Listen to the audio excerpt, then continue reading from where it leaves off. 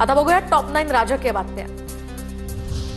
राज्यातील 29 महापालिकांसाठी येत्या उद्या मतदान दरम्यान अद्याप महापौर पदाचं आरक्षण जाहीर नाही। महापौर आरक्षणाची सोडत जाहीर न होता निवडणूक होण्याची ही पहिलीच वेळ असल्यानं संभ्रमाचं वातावरण। नाशिकच्या प्रभाग क्रमांक 29 मध्ये अपक्ष उमेदवार मुकेश शहाणे यांना ठाकरेंची शिवसेना, मनसे आणि शरद पवारांच्या राष्ट्रवादीकडून पाठिंबा। शहाणेंचा प्रभागामध्ये एपी फॉर्म अवैध झाल्यानंतर भाजपकडून सुधाकर बडगुजर यांचे पुत्र रिंगणात, तर उद्या मतदानाआधी आज त्यांना पाठिंबा। पुण्यामध्ये उमेदवार बाबूराव चांदेरे यांच्या अडचणीत वाढ होण्याची शक्यता। भाजपचे उमेदवार गणेश कळमकर यांची चांदेरेंविरोधात हायकोर्टात धाव। चांदेरे यांनी निवडणूक अर्ज भरताना गंभीर गुन्हे लपवल्याचाही आरोप।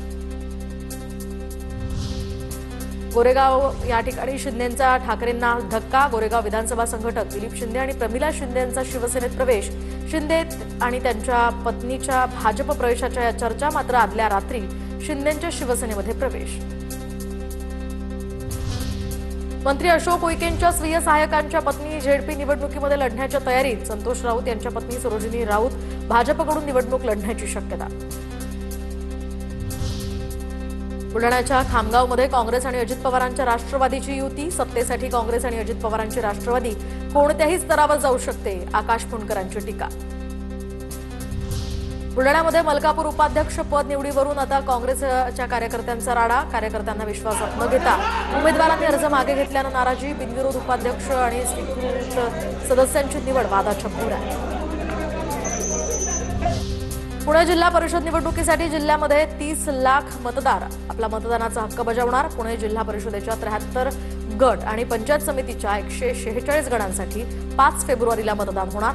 3605 मतदान केंद्र असणार। भाजपचे मालवण तालुकाध्यक्ष बाबा मोंडकर यांचा तडकाफडकी पदाचा आणि पक्ष सदस्यत्वाचा राजीनामा। जिल्हा नेतृत्वाच्या अकार्यक्षम कारभारामुळे मालवण भाजपला घरघर लागल्याचा आरोप।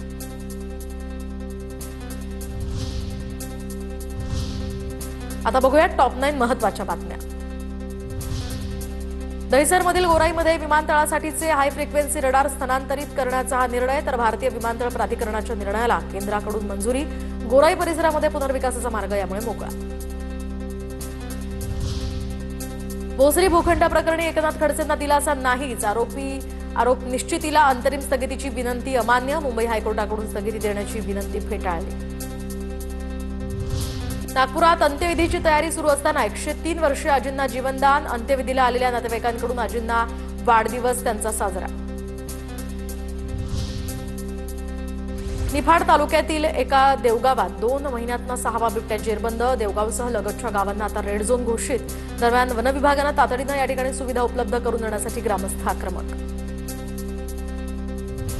मध्य रेल्वेच्या हार्बर मार्गावर 26 जानेवारीपासून एसी लोकल धावणार।